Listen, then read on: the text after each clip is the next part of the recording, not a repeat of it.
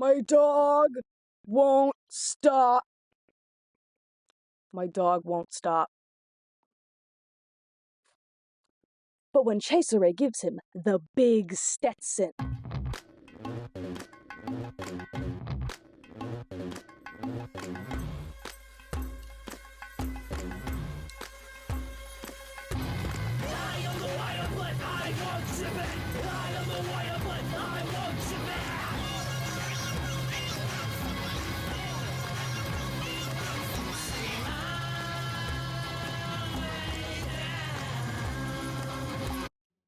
hello to the unfortunate viewer that clicked onto this video. If you've never seen my channel before, which you probably haven't, this is the first video I've posted in years, and I used to post music content and then a few class projects, but if you know me, I'm autistic, and I'm autistically obsessed with a lot of stuff. And right now, for the past 2 years, it has been Bigtop Burger. What is Bigtop Burger, you ask? Well, if you're unfamiliar with Bigtop Burger, and if you are, I don't know why you clicked on this video, but you know what? Welcome. It's a fantastic series. I believe they're working on a season 3. I don't know if the episode that came out was part of season 3 or if that was like a special type thing, but it was very good. It was very good. A new episode just came out recently, which is why, because there was a lot of lore in it, and I'm obsessed. Yeah. So, what is Bigtop Burger? Follow Steve. Follow Steve. This clown. And before you ask, he's not a person in clown makeup. He is, by species, a clown.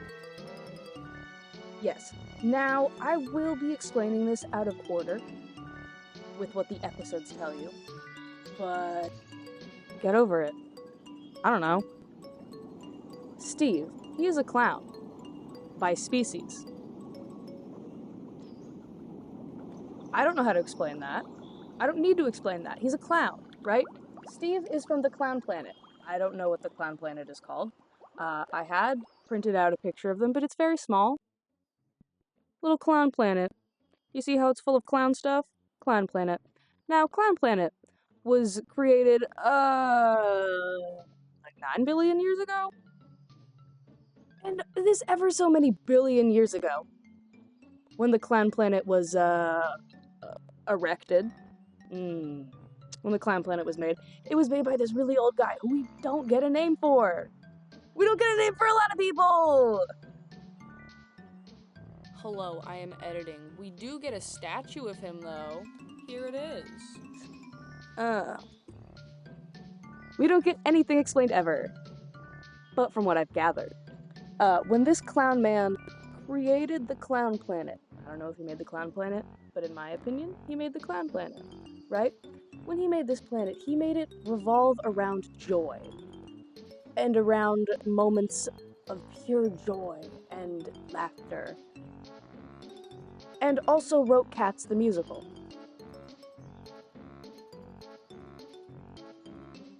So, in this universe, Cats the Musical predates humanity, right? And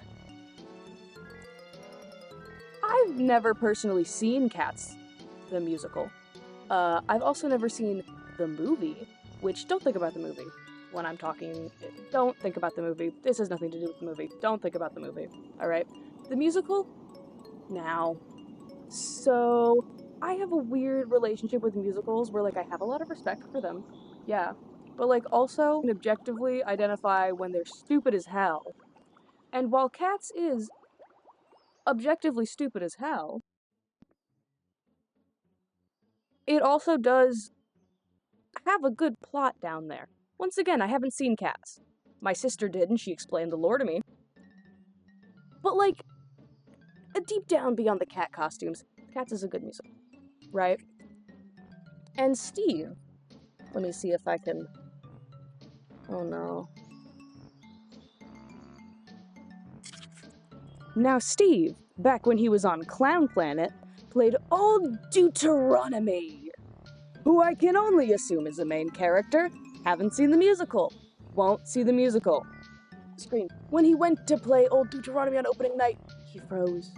The pressure of all the other cats, it got to him. They were all creeping around him in this mirror with their eyes shining. It was a very scary scene for him. Steve had been learning and practicing his entire life to play Old Deuteronomy, but he froze, and he was cast out for it. Turns out, this entire planet that runs on joy, the center of this spiral of joy is Cats the Musical. Once again, I've never seen Cats. I know a lot of people love it. Most of them aren't in my generation. And you know, I don't know if a lot of the enjoyment for it is nostalgia-based or what, but like,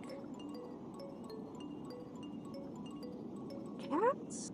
But then, Steve, when he freezes up playing Old Deuteronomy on the opening night of Cats the Musical, he freezes up, and they cast him out of the planet for it.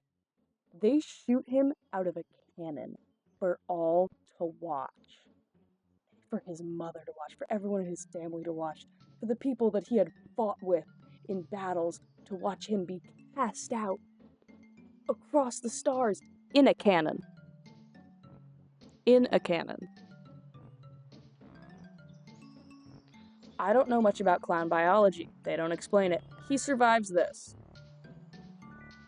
Clowns seem to be kind of immortal. And like past cartoon logic. Like, so when Steve is cast out and shot from a cannon, he lands on Earth. But from, you know, just the terminal velocity or whatever of he being turned into a comet, he's the meteor that killed the dinosaurs. So, like, Steve is canonically, you know, shooting through space or whatever, he got some rocks on him. He became the meteor that destroyed the dinosaurs. So... sucks, buddy. He didn't do it willingly. It's beside the point. Steve killed the dinosaurs. Yeah, I don't know if that would be considered a crime. But a certain character, I can't see where I think it is. A certain character we will be talking about in a minute seems to consider it a crime. And so when Steve is flown through space, becoming a meteor, hitting Earth, killing the dinosaurs, he gets knocked out a little bit, because, like, he was a meteor. He hit a planet. He's gonna be knocked out a little bit. But he was also asleep for a couple 100,000 years, million, however long it was from the meteor hitting Earth to, like, 2022? 3? I don't remember when this franchise came out. 22 or 23. So he was asleep for a long time, and he may have killed the dinosaurs, and, like, he wasn't aware of that. He wasn't aware of that. Because he's a fucking meteor. He was passed out. Bro wasn't doing it on purpose.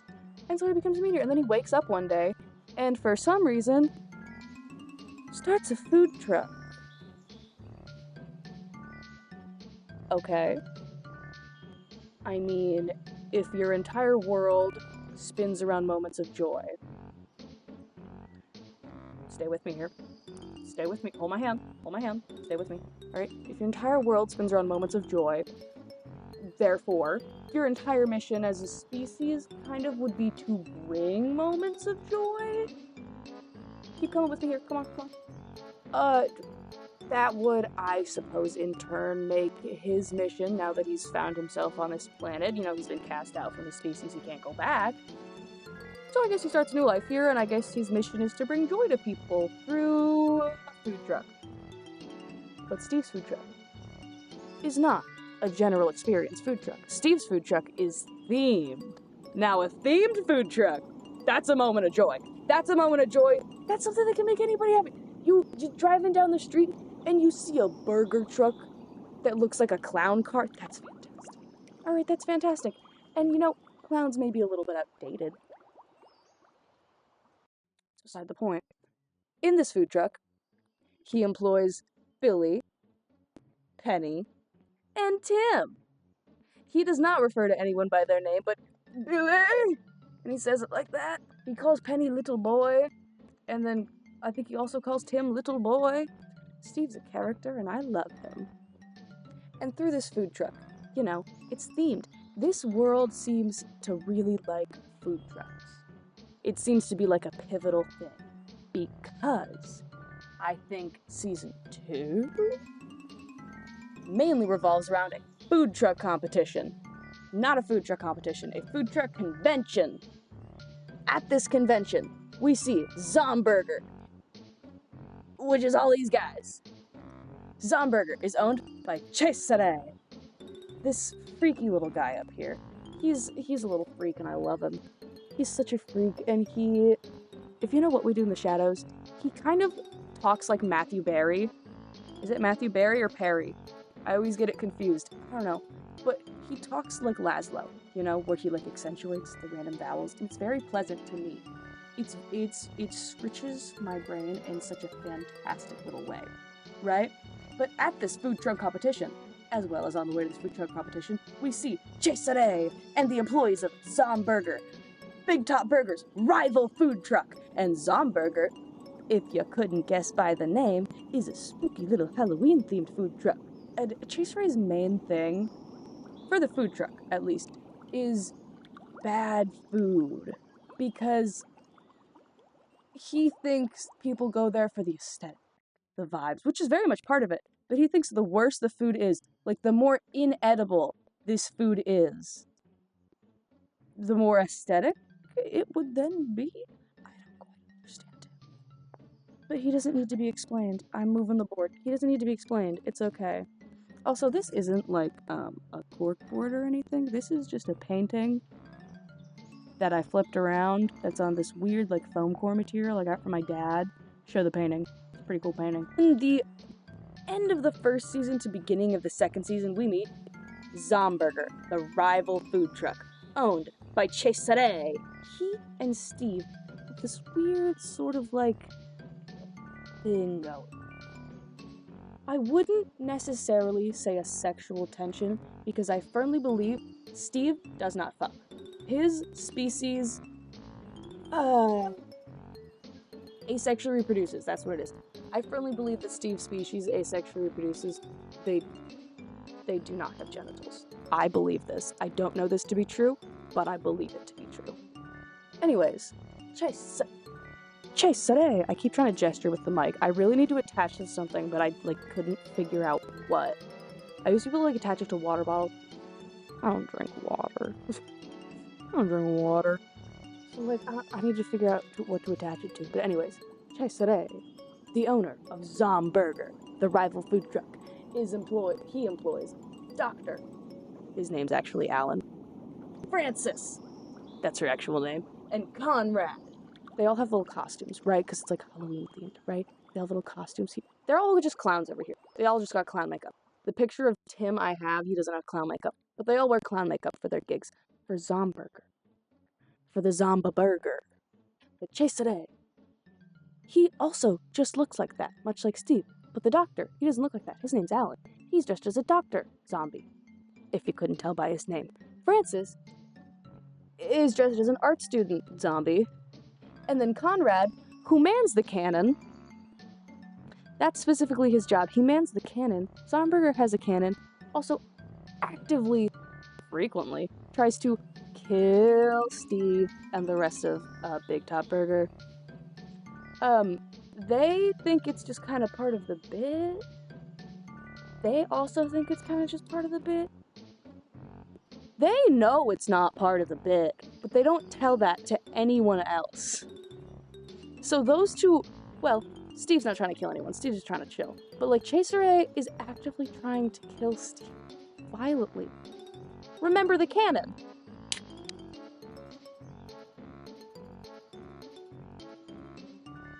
I'm back. I had to leave because my dog's old man best friend, who is also my neighbor, came over. Where was I? So Cesare and Steve are actively trying to kill each other. But they never tell anyone about that.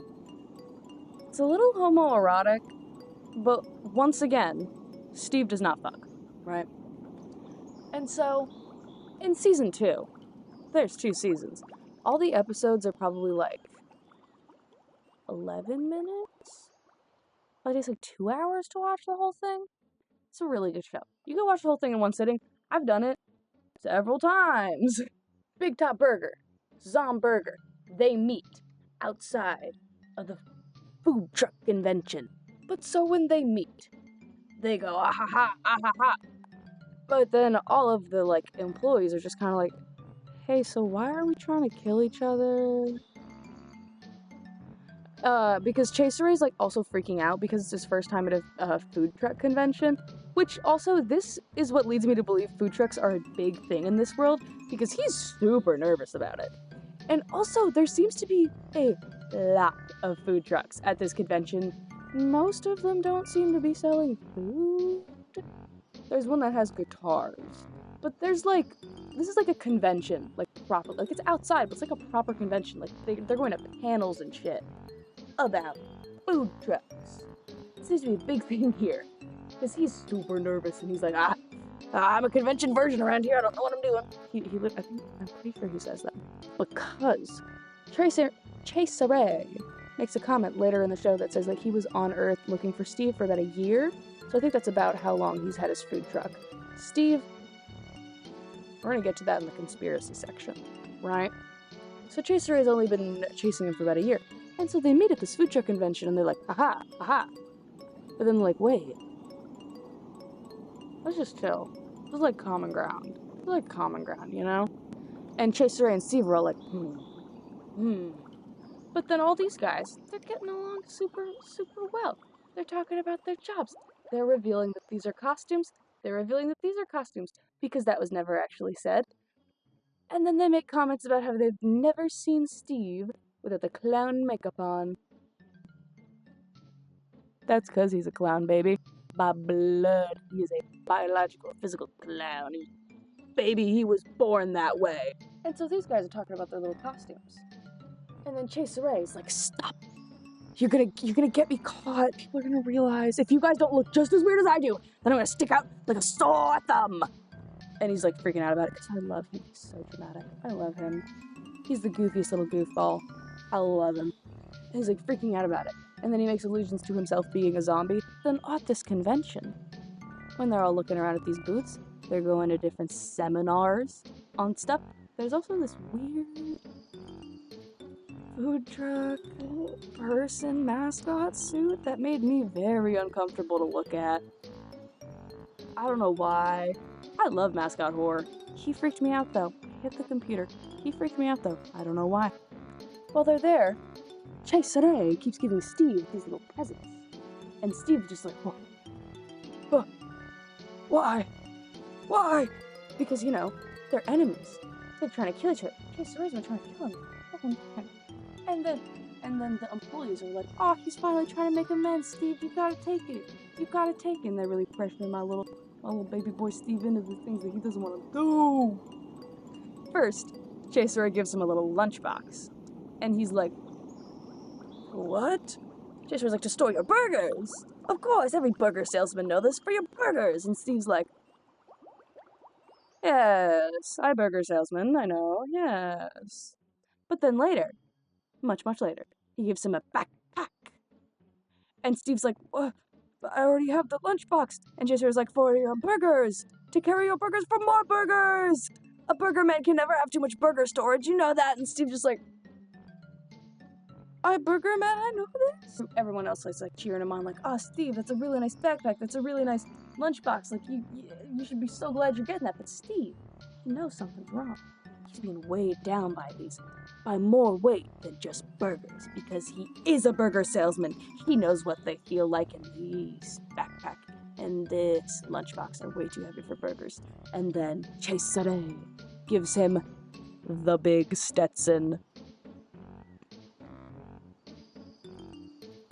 There's a really big cowboy hat, but the way they emphasize the big Stetson gets me in ways I cannot describe. It is so funny. This show is so funny. I'm glossing over most of the plot here, right? Because I want to get to my little conspiracies about this show. But it's really good. it's one of those shows that just keeps you, like, paying attention. It's not one of those shows that you, like, watch in the background. It's one of those shows you pay attention. Because every frame, something funny is happening. It is a very, like, animation quirk type funny.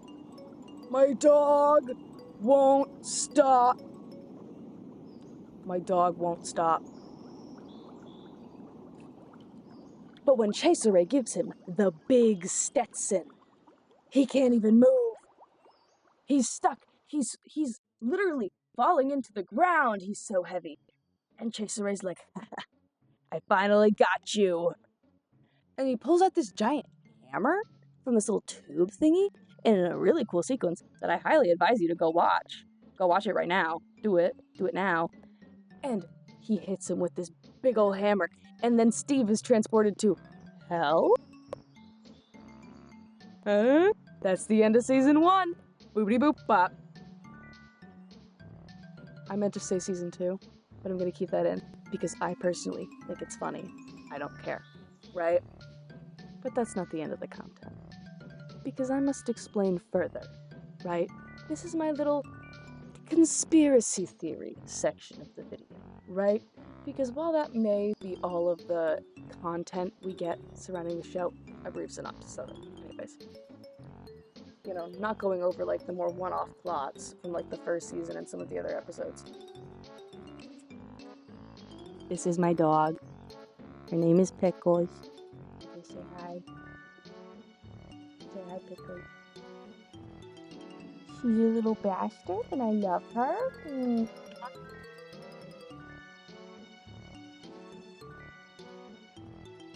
So now Steve's in hell, right?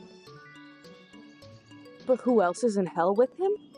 Well, the entities, of course. Why are they in hell? We'll get there. But the entities that we see with... I need to go over the entities we see with Steve down here in these jail cells.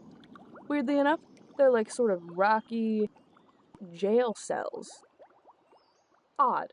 But the entities we see here, we got some, you know, famous cryptids. You know, kind of like weird entities you would assume someone like Chaseray may be catching if he was hired by someone.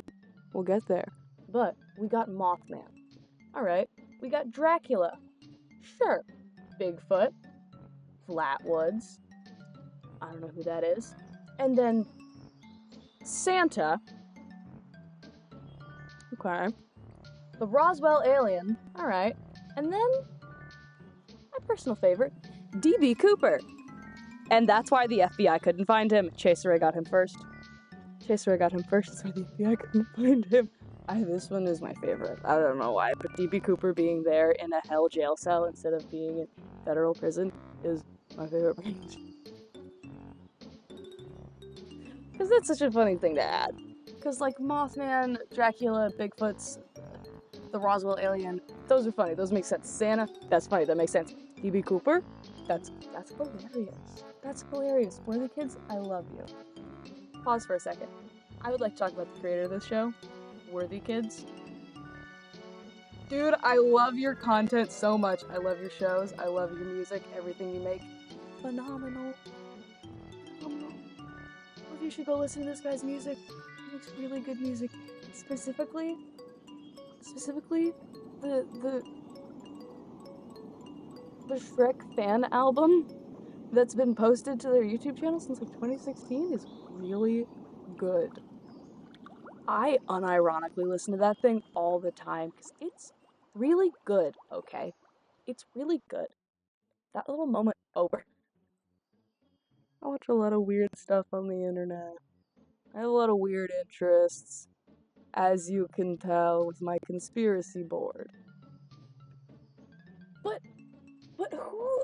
who's hiring Chaseray to get these entities? Well, that's Caligari.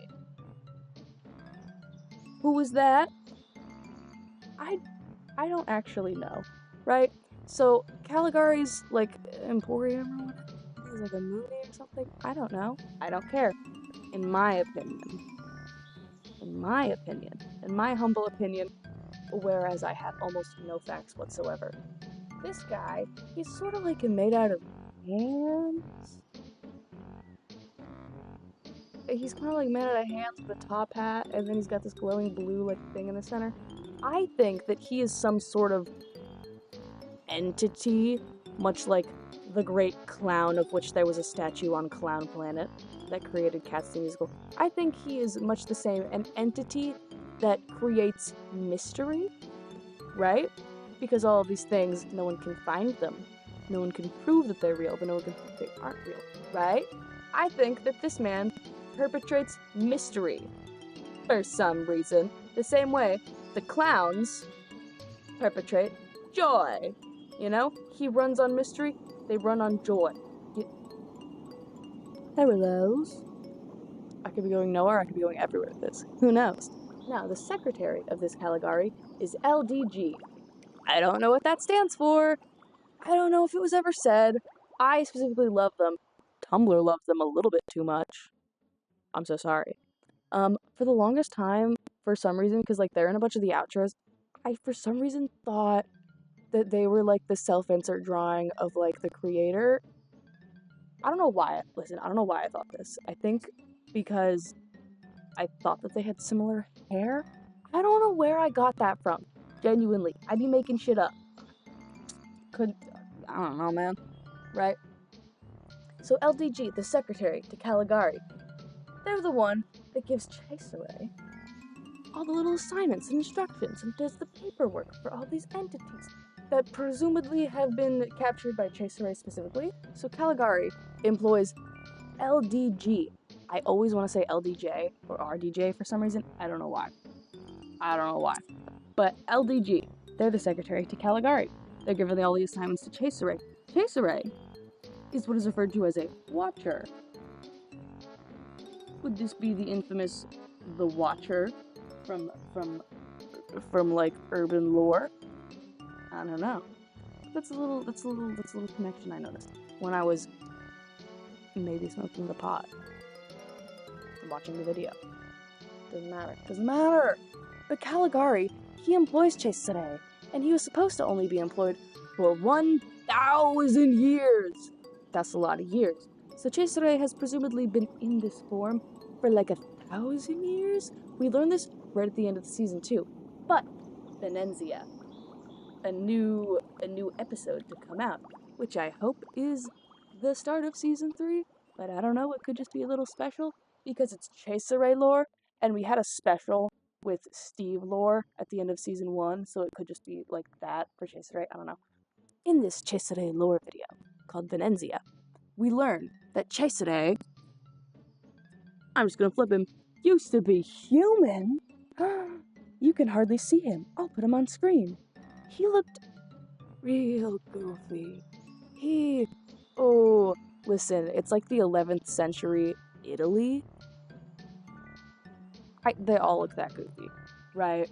But he is a marionette salesman in 11th century Italy who inexplicably speaks modern day English, while every other character in like this, when he is like this, is speaking Italian. He's speaking modern day English for some reason. And I love it. And for that reason, I did not watch the episode with subtitles, so I wouldn't know what they were saying. I was just listening to English. It's very fun to watch it that way. Then I had to go back and listen to what they're saying.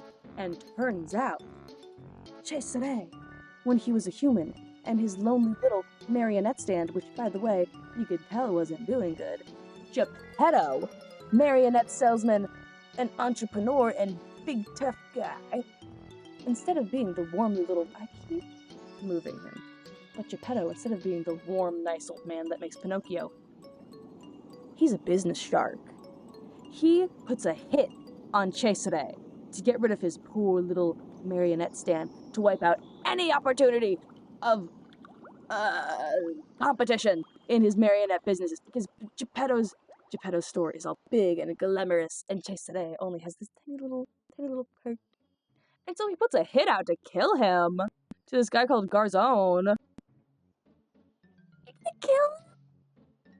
Just because he wants to sell his little marionettes? Kill my guy? My flamboyant little guy? Just because he wants to sell marionettes? You want to kill my guy? Fuck you, Geppetto.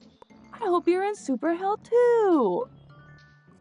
So that's how Cesare presumably dies. Big lore on his part. But Caligari, the big boss, we learn in this very same episode that, well, okay, we don't exactly learn, but I presume that after Cesare died, by Geppetto means when he was taken out, he was sort of like given a deal, you know, sort of shaking hands with Satan type thing.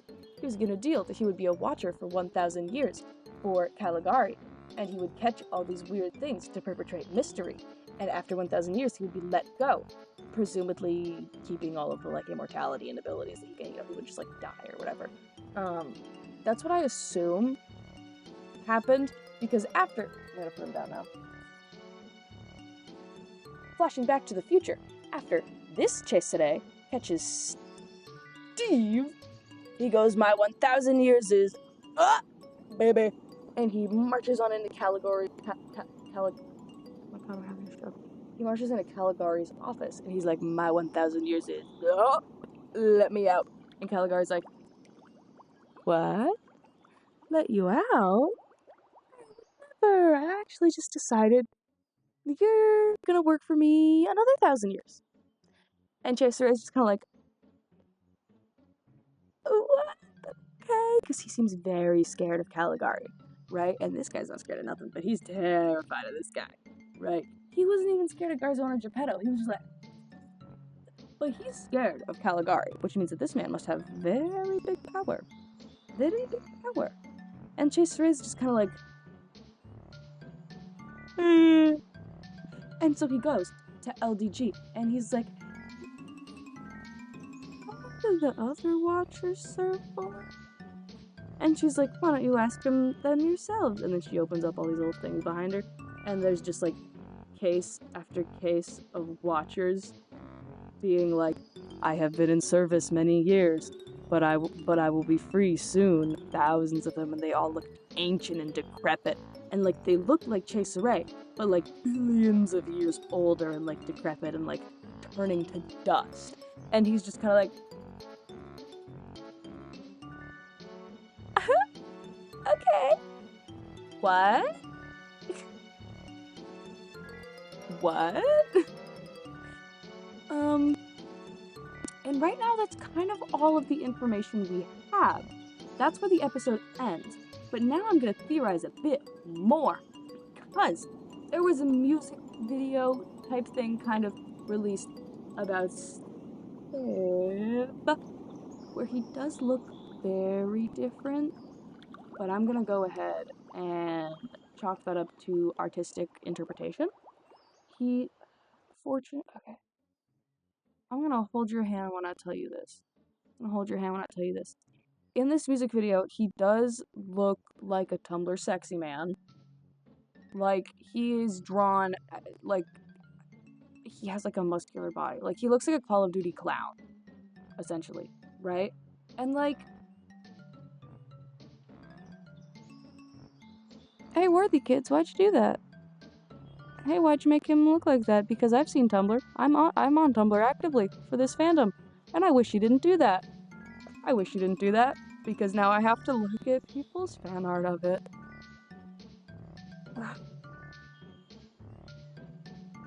Hey man, why'd you have to do that?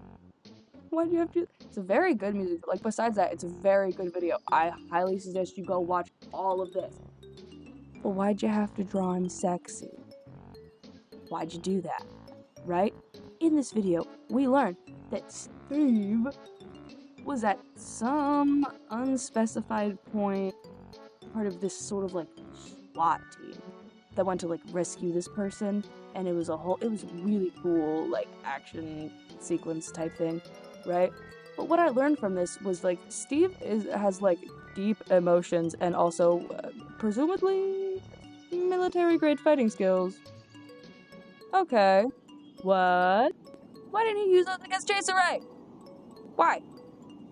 Is it because he knew he did something wrong? Because when Steve is captured, he's asking Cesare, like, what? What's happening? And Cesare is kind of like mocking him, and he's like, ooh, You took out the dinosaurs, buddy. That's a big one. And Steve just kind of like, what are you talking about? And Chaser is like, you were down there for like 1,000 years, buddy. Big old meteor struck the earth, and Steve's like, back on Broadway again. Which is where he flashes back and we learn about this whole, like, planet of clowns, Clown Planet, and then Cats the Musical, and then how he failed at being Cats the Musical, and it's all very sad. Steve's backstory. And then, with the music video is important.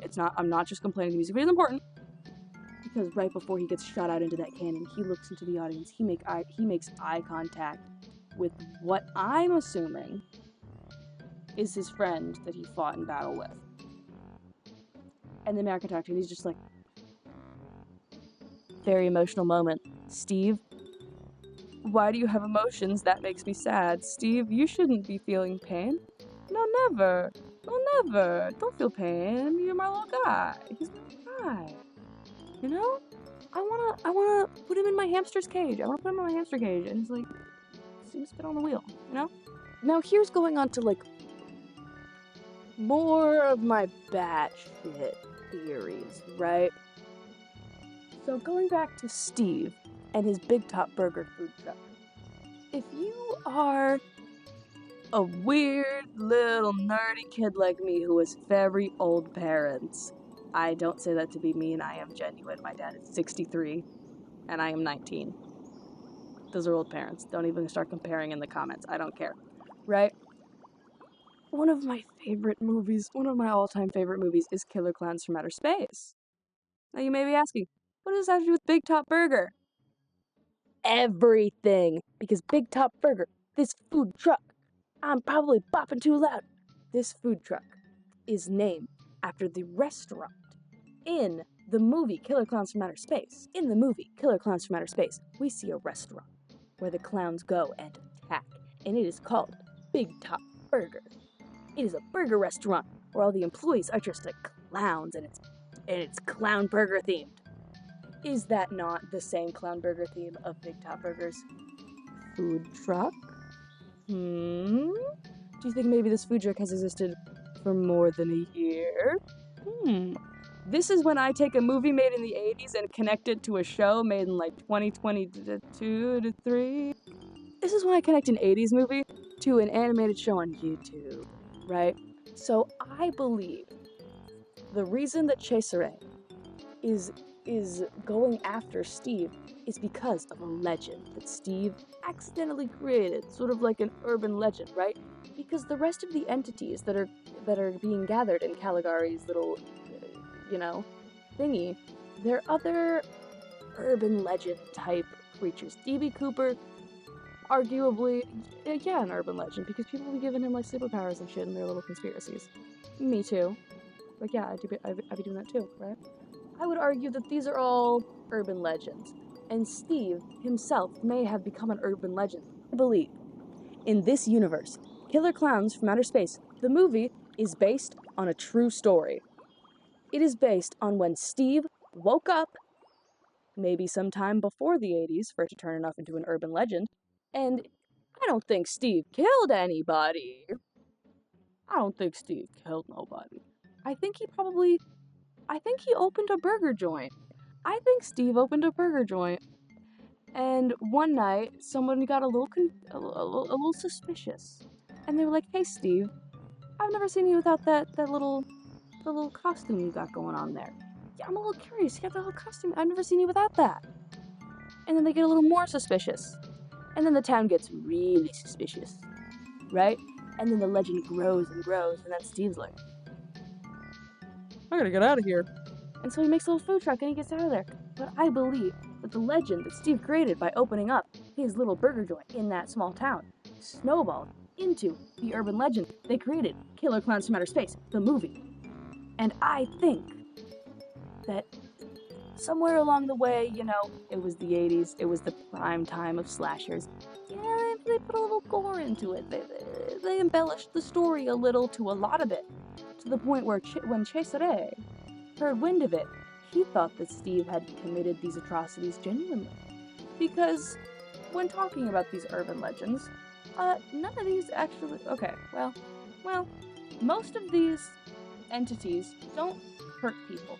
If anything, Mothman is a harbinger. He's there to warn you. Bigfoot, I don't think Bigfoot's... If you know someone that claims to be attacked by Bigfoot, I think they just got attacked by a bear and were too scared to admit it because they, like, said they could beat a bear and, like, they can't, right?